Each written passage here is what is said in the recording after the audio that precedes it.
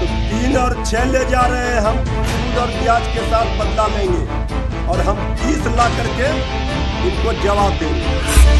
वो लोग भी महागठबंधन को छोड़कर, खासकर आरजेडी को छोड़कर जनता दल यूनाइटेड में सम्मिलित हो रहे हैं, वही लोग जा रहे हैं जिनकी कोई अपनी विचारधारा नहीं है। आरजेडी से जो भी माननीय विधायक छोड़कर जा रहे हैं जेडीयू में, उनके लिए क्या कहना, उनको आगे पड़ेगा पछताना, फिर वापस घर में लौटकर है आना। तो ये तो तय है कि महागठबंधन की ही सरकार बनेगी। बिहार की जनता माननीय नीतीश कुमार के राज से निजात चाहती है।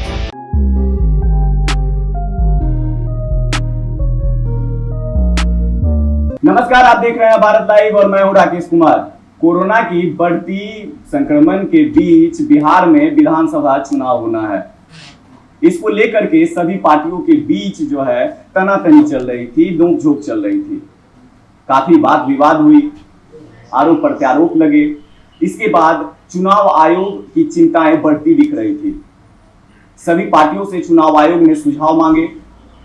अब लगभग सभी पार्टियों के जो गतिविधियां हैं उसको देखते हुए साफ पता चल रहा है कि लगभग सभी पार्टियां चुनाव के लिए तैयार है। अब लगभग सभी पार्टियों ने अपनी अपनी राय रख दी है चुनाव आयोग के सामने, और चुनाव आयोग ने भी साफ कर दिया है कि वह चुनाव के लिए पूरी तरह से तैयार हैं और चुनाव तय समय पे ही होंगे।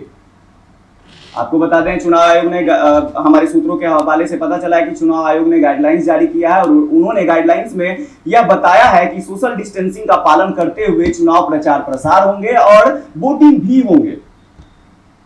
साथ ही आपको बता दें कि लगभग सभी पार्टियों के बीच जो विवाद चल रहे थे, कोरोना काल में जो चुनाव होना है उसको लेकर के चिंताएं जाहिर कर रही थी। विपक्षी पार्टियां जो है सभी चिंताएं जाहिर कर रही थी कि अगर कोरोना काल में चुनाव होता है तो स्थिति काफी गंभीर हो जाएगी और काफी भयावह भी हो सकती है।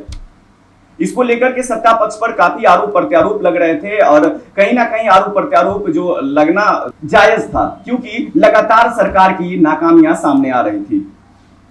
उसके बाद अब जो चुनाव आयोग ने साफ कर दिया कि चुनाव होना है, तो राजनीतिक पार्टियों के बीच दल बदल का सिलसिला भी जारी हो गया है। अभी हाल ही में जदयू के श्याम रजक ने अपने घर वापसी किया है। उन्होंने आरजेडी में शामिल हो गए हैं। वहीं आरजेडी के 3 विधायक अब जदयू में शामिल हो गए हैं।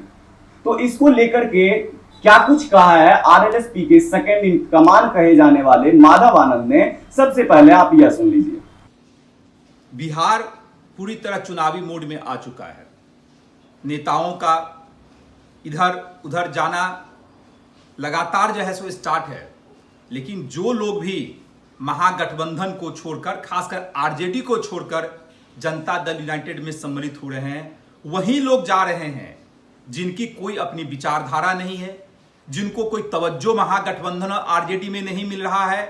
वही लोग जो अपने टिकट के लालच में वहां जा रहे हैं, क्योंकि महागठबंधन और आरजेडी एक बड़ी पार्टी है, एक बड़ा गठबंधन है, और जिस रूप में बिहार के जनता का जन समर्थन आरजेडी और महागठबंधन को मिल रहा है, सबको पता है कि यहां टिकट की दिक्कत है, कठिनाई है। इसीलिए टिकट के लालच में ये लोग भाग रहे हैं और महागठबंधन और आरजेडी के तरफ जो है बड़े बड़े जेडीयू के नेता, चाहे श्याम रजक जी की बात कर लें, और भी कई लोग टच में हैं जो आने वाले वक्त में महागठबंधन की तरफ रुख करेंगे, क्योंकि ये तो तय है कि महागठबंधन की ही सरकार बनेगी। बिहार की जनता माननीय नीतीश कुमार के राज से निजात चाहती है।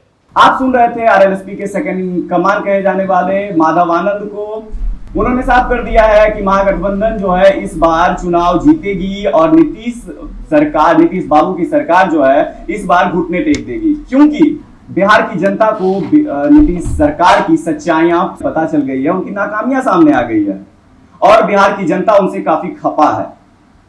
इसी मुद्दे पर आरजेडी के प्रवक्ता मृत्युंजय तिवारी ने क्या कुछ कहा है, सुन लीजिए आप। आरजेडी से जो भी माननीय विधायक छोड़कर जा रहे हैं जेडीयू में, उनके लिए क्या कहना, उनको आगे पड़ेगा पछताना, फिर वापस घर में लौटकर है आना। नीतीश कुमार जी अपना बल, अपनी पार्टी का बल बढ़ा रहे हैं। आरजेडी के माननीय विधायकों को प्रलोभन दे करके, तोड़ करके अपने पाले में ले जा रहे हैं। इसका मतलब है कि 15 वर्षों में अपनी नाकामी का इससे बड़ा उदाहरण और क्या होगा। 15 वर्षों में ऐसा सत्ता में रहते हुए कोई काम नहीं कर सके जिनके बल पर उनके कार्यकर्ता नेता बन सके और विधायक बन सके। तो ये दर्शाता है कि नीतीश कुमार जी भयभीत हैं, जेडीयू डरी सहमी है और जो भ्रष्टाचार की नदियों में पुल पुलिये तटबंध बहे 55 घोटाले हुए, उसी का पैसा अब माननीय विधायकों को खरीद फरोख्त में लगाया जा रहा है। तो 3 और 6 ले जा रहे हैं हम, सूद और ब्याज के साथ बदला लेंगे और हम 30 ला करके इनको जवाब देंगे। हमारा विश्वास। बढ़ाएं अपना कदम सक्सेस की ओर शिखर करियर इंस्टीट्यूट के साथ। शिखर करियर इंस्टीट्यूट पूर्वी भारत में एकमात्र कोचिंग संस्थान जो एक्सक्लूसिवली है मेडिकल एंट्रेंस एग्जाम के लिए।